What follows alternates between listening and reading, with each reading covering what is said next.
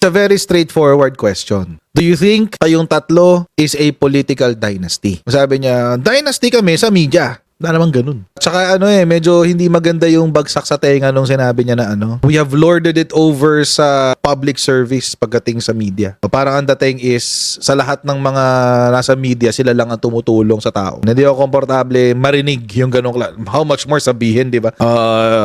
Parang kasi ganito yan, mga kaibigan. Halimbawa, ako si Coach Jared ay tumutulong din sa ating mga kababayang Pilipino. Hindi lamang naman ako ang tumutulong sa mga kapuspalad na Pilipino, di ba? Tumutulong din naman ako pero hindi ko na ina-announce dito sa aking channel. Kasi alam nyo naman, low profile lang tayo. So ganun, parang ang pangit kasi ng dating, di ba, na parang inaangkin mo yung nagtitake ka ng credit sa mga bagay na hindi naman natin sigurado kung ikaw talaga yung dahilan.